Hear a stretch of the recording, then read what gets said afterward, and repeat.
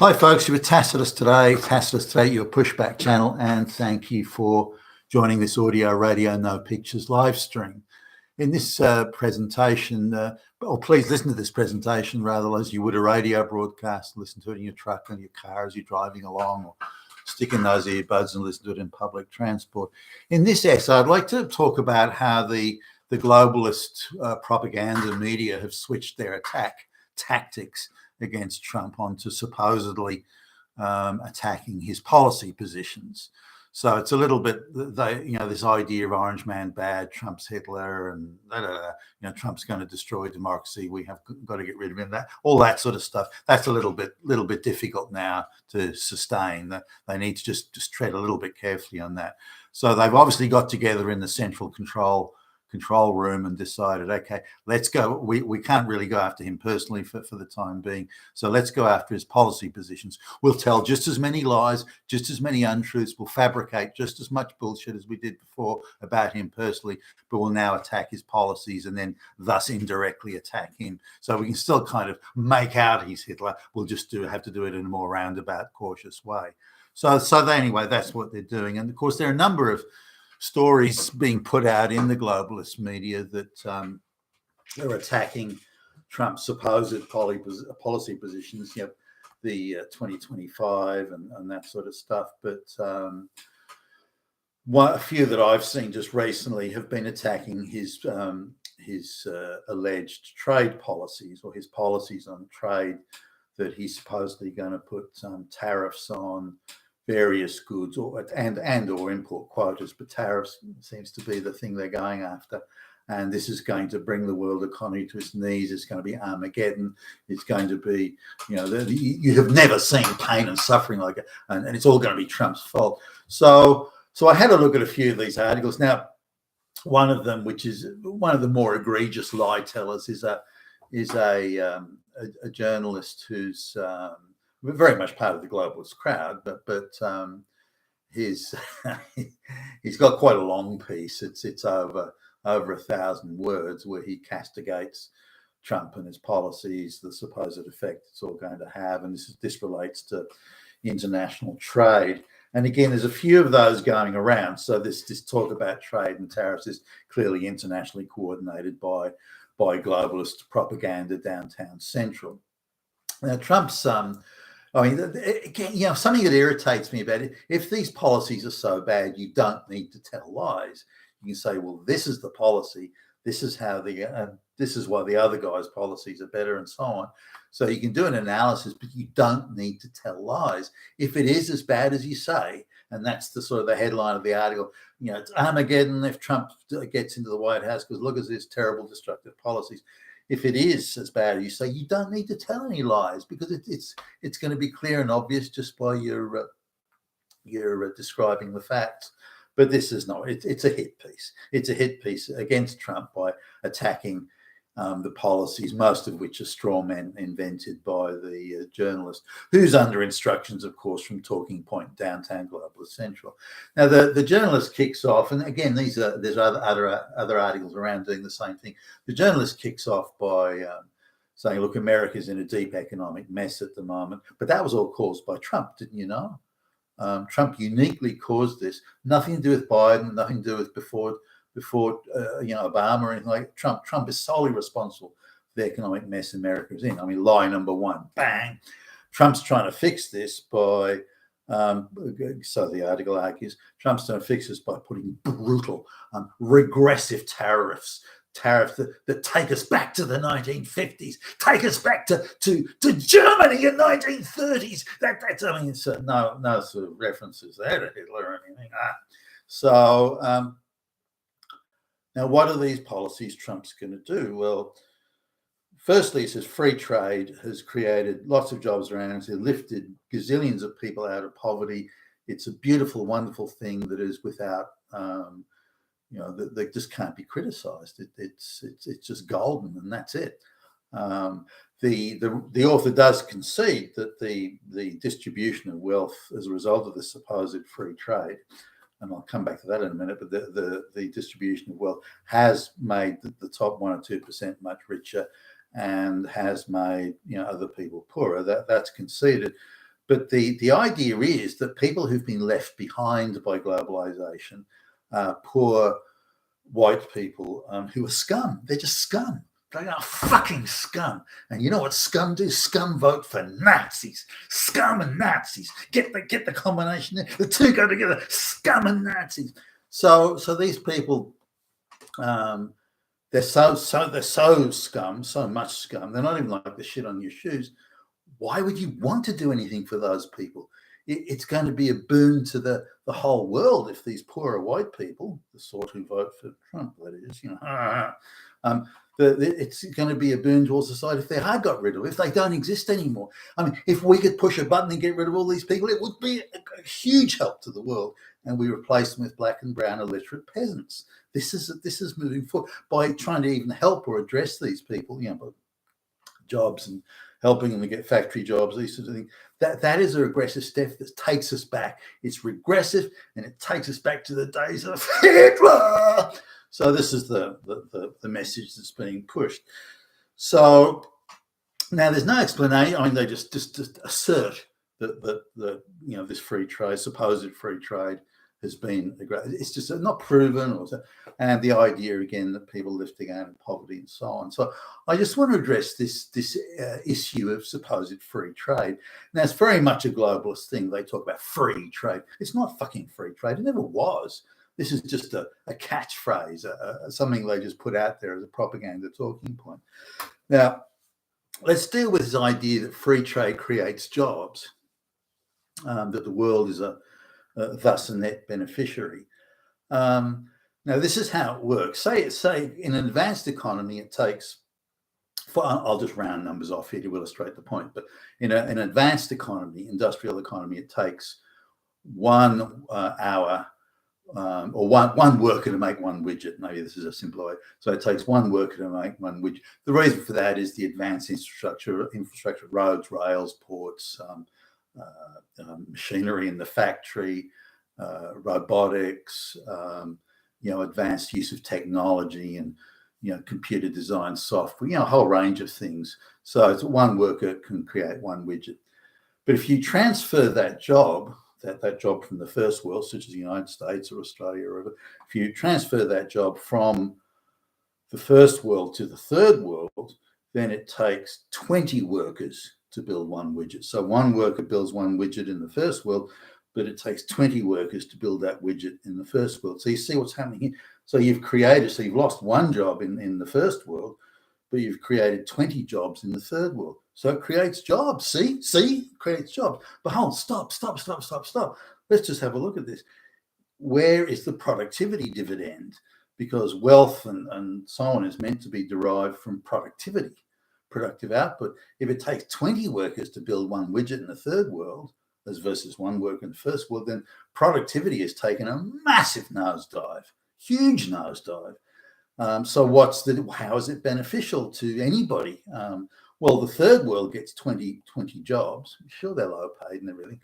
But the first world supposedly loses 1 job, but gets much cheaper consumer goods. We'll say now, okay, some consumer goods may be a bit cheaper, but instead of productivity of output, we're talking about slave, third world wage arbitrage to first world wage arbitrage. So the difference between the third world wage is so great, so huge, that 20 workers cost less than 1 worker does in the first world. Now, okay, they're peasants and they live in little huts and that sort of stuff, but that their families have lived in for 1,000 years, so it's not like they've got mortgages to pay off or something. So they've got a completely different economic structure in those places. So sure, 20 jobs have been created, but at the expense at the huge expense of productivity. Now, the job, once you lose the high productivity factory job in the West, the job that replaces it is a service job, which is a very low productivity job by comparison to factory, because the variables in the factory you can control, whereas the variables in the service industry, such as when a customer might walk in the door or how long they'll stay or how much they'll buy, you don't control those variables in a service industry.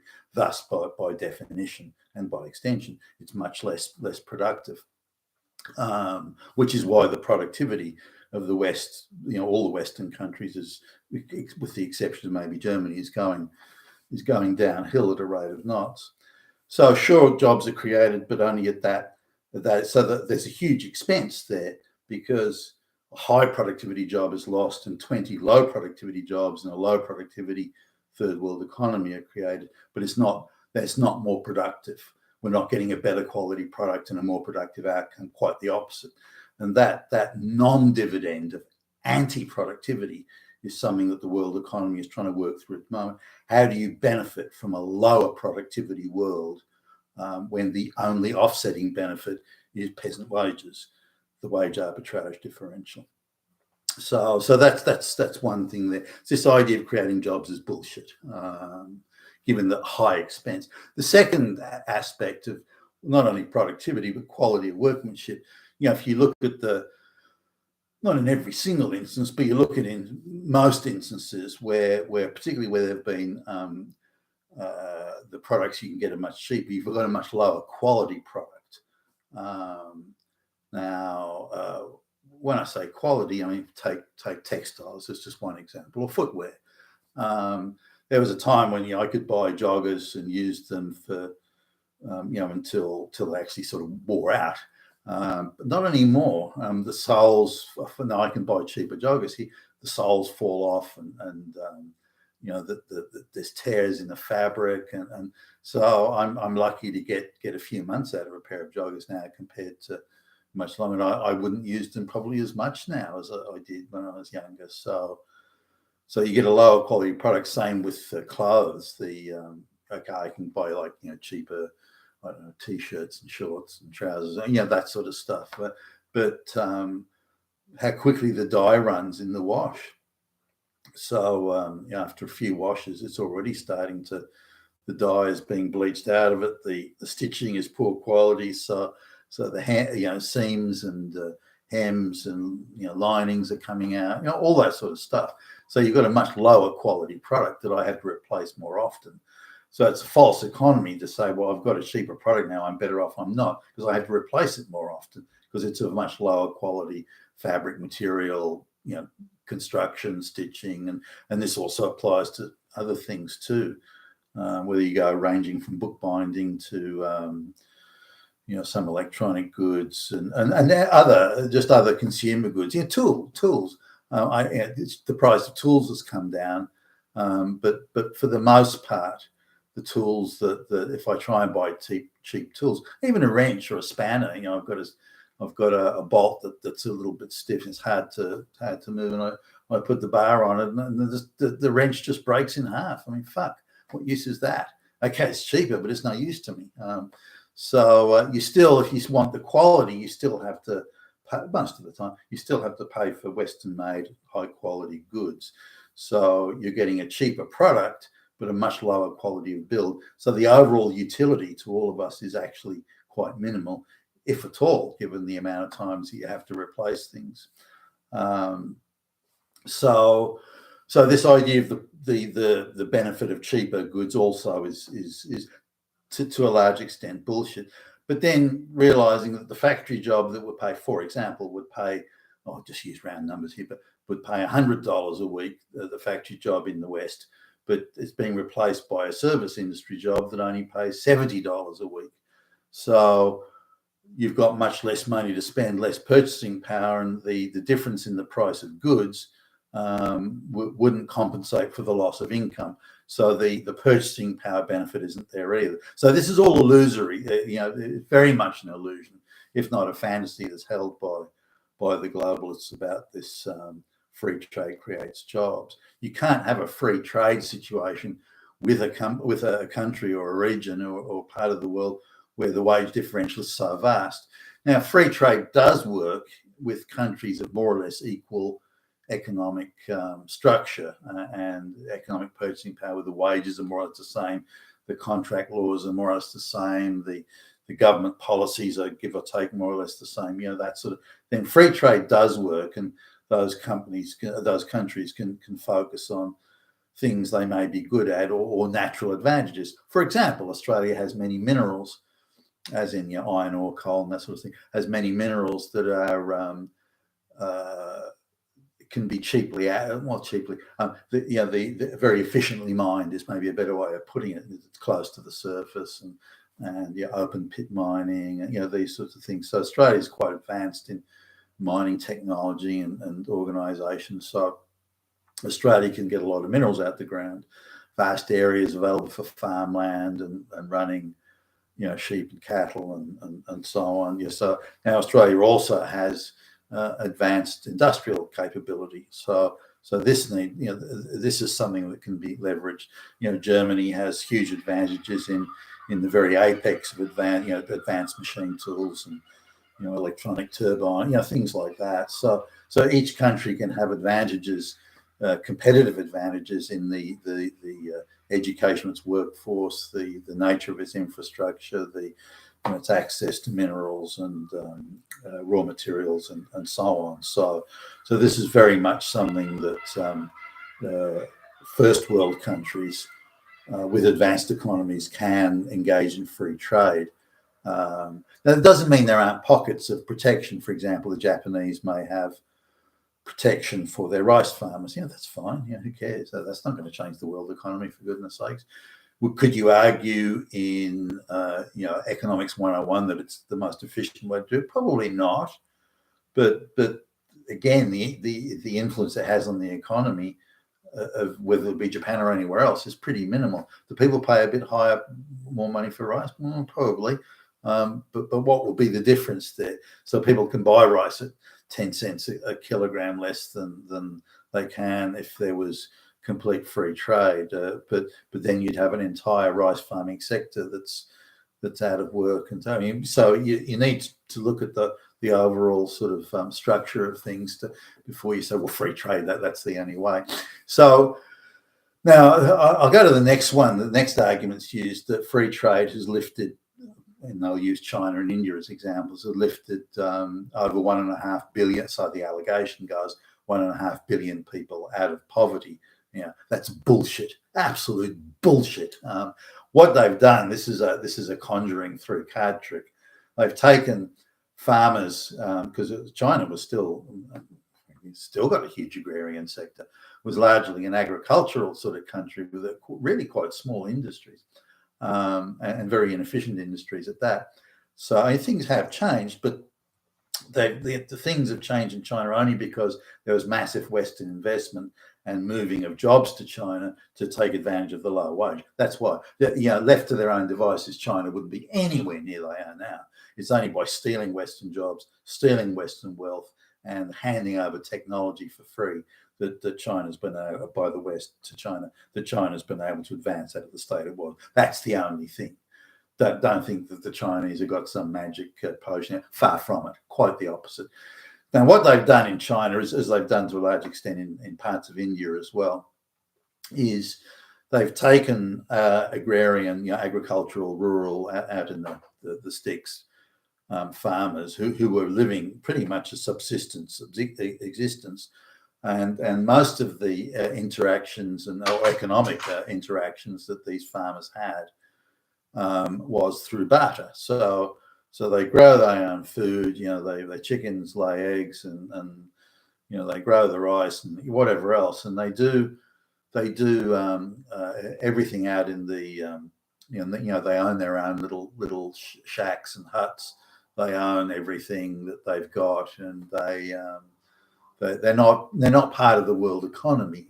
Everything is they already own, and everything is by barter, pretty much. I mean, they do some interactions with the economy, but hardly any. There's no wages to measure because it's all family members. There's no economic transactions to measure because it's nearly all barter, and so on. So when you take one of those subsistence farmers out of, and there were over 1 billion of them 35 years ago. When you take one of those farmers out of the subsistence barter existence they had, and you move them to the city, then suddenly everything they do becomes measurable. The wage they're paid, because they know how to wage, the wage they're paid, the rent they pay, the food they buy, the stuff they drink, and everything is now measurable.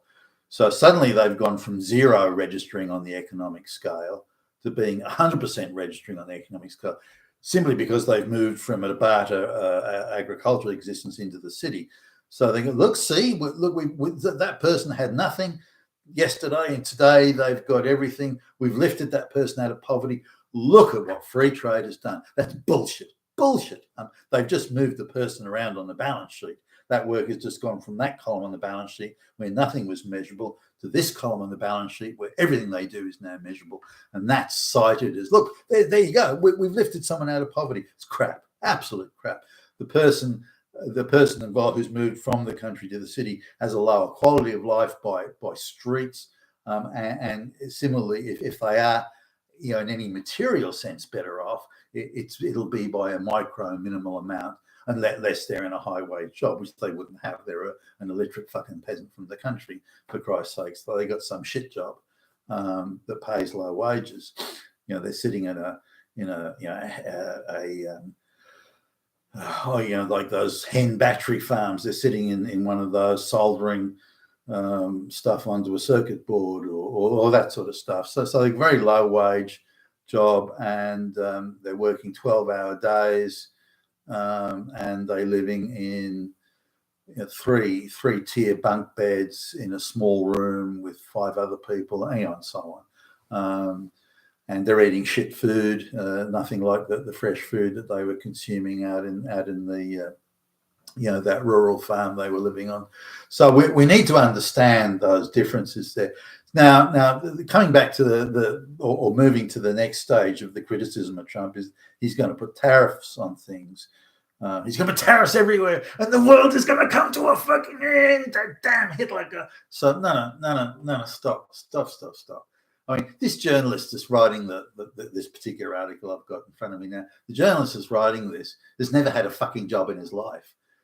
He's only ever worked for a government propaganda agency since the day he walked out of school with his bullshit communications degree from some third-tier fucking college.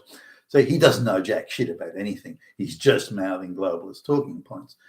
So what Trump's point is that jobs are being sent offshore to China or anywhere. It could be anywhere. It could be Vietnam. It could be India. It doesn't matter. Sent offshore without any purpose other than to be for the profiteering of a very tiny elite, 0.1%. Of the population. It's not benefiting Americans in any material way or any useful way. It's not making the lives of Americans better. It's not. So, and this you could say this equally for computer programming, coding, or in factories. So Trump's saying, why are we sending, which is valid, I agree with Trump on this, by the way, or the people who are advising Trump on it. Why is America, or the West generally, but America in this case, why are they sending jobs overseas? And why are Americans losing well-paid jobs and getting shitty service jobs in return?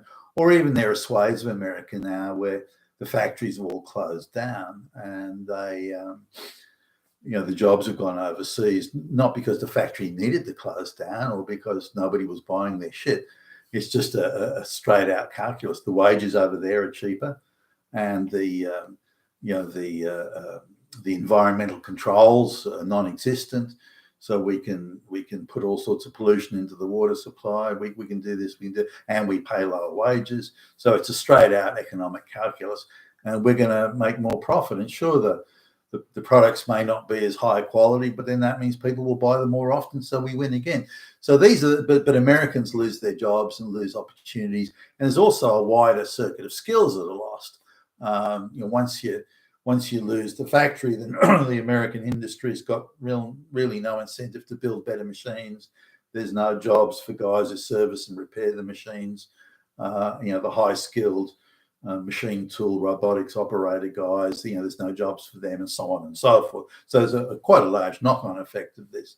So Trump's identifying areas where the trade is not free, it's manifestly unfair, and is going to put tariffs on those imports.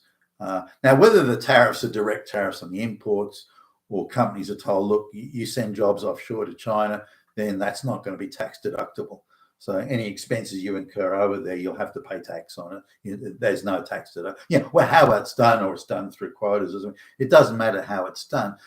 Some of these articles are arguing, why not just give direct handouts to business? Just give them billions of dollars to not send jobs overseas. That's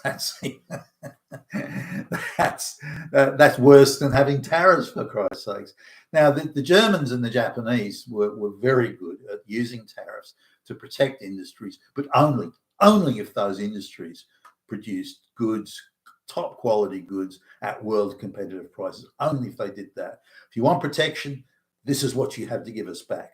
Top quality international product that can be exported competitively, that's competitively priced, and if you can deliver that, then you have the protection. Don't think we're going to give you protection just so a few banks or guys at the top can get fat and rich on them and lazy, sit back and give shitty products at overpriced products to the public in the United States. Nah. Top quality product at a competitive price. And if you can't export the product, it has to be good enough, you've got to export it. If you can't do that, then you're not going to get the fucking protection. And there needs to be a very close relationship between government, not a sweetheart, bullshit backroom deal here, but a close relationship between government where both are focused on, we're going to build lots of factories, across numerous industries. We're going to build lots of factories, and these factories will create top quality product, and we'll do so at a competitive price. Now, you do that, then you create jobs, you create exports, you create excellence, you create high-tech visions of the future, and so on and so forth. And that's what, as I understand it, that's what Trump and his advisors are proposing. So the idea of tactically using tariffs to benefit the American public and benefit American jobs and employment and industry and innovation and so on, that's admirable. But will it suit the globalists? Probably not. Not probably not. It doesn't suit the globalists because they're attacking it left, right, and centre and having to make up the most ridiculous lies for doing it. But the rub that got me was the way all these articles are arguing. Why would you care about these white people that have been left behind? Why would you care? They're scum. They're nothing but fucking scum. And when the world's rid of them, all the better. That I can't believe that. And they talk about everyone else is spreading hate and derision. I can't believe that there are those out there. These are your fellow citizens, for Christ. Okay, we're sure they haven't been to the right colleges or so on, and they see someone like Donald Trump who's representing their interests, but they're voters, they're citizens, don't they have a right to a say? Why you just dismiss them as scum? And so whatever they want is irrelevant. And progress means leaving them behind to just die. I mean, what? I can't believe this attitude. But there you go. That's what's happening out there. You've been with Tacitus today, your Pushback channel, and thank you for listening.